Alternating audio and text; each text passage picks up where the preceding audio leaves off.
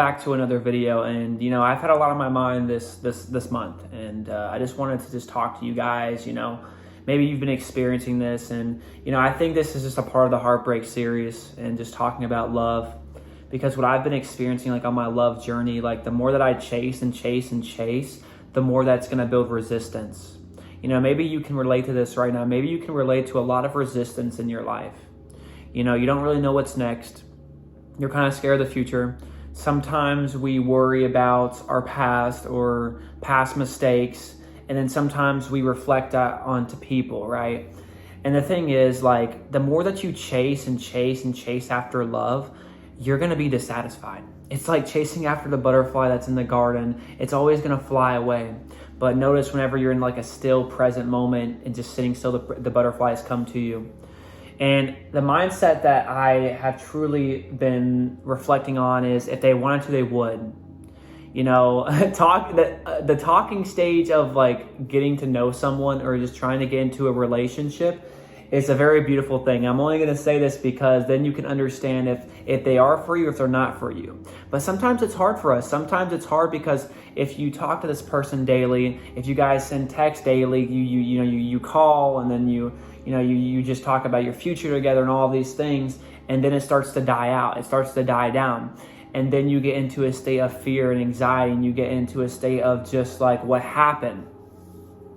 And that's an indicator that God is telling you that they're just not the one. But we get so discouraged that whenever we feel like they're not the one, we get so sad. We get angry. We get upset. God, well, why'd you remove them from my life, or why did it not work out?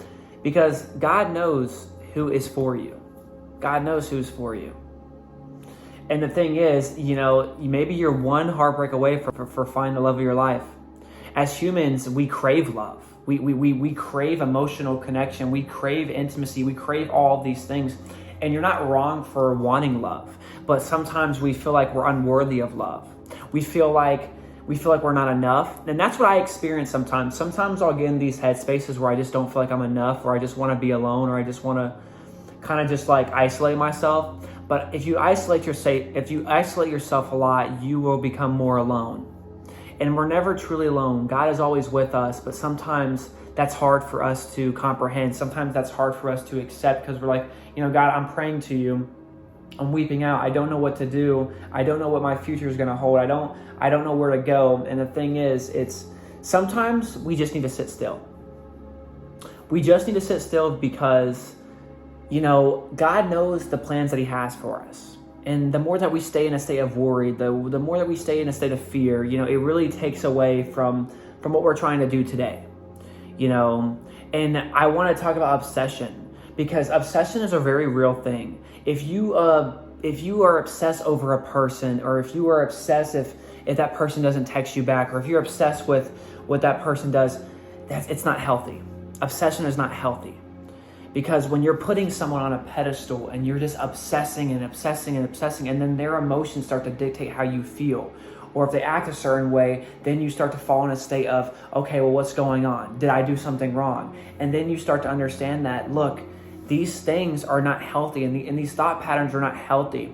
The best thing that you can do is take a step back. The thing is, God has the right one for you. And if they wanted to, they would. If they wanted to, they would. But the thing is, you don't need to have control over everything. And you don't need to keep chasing.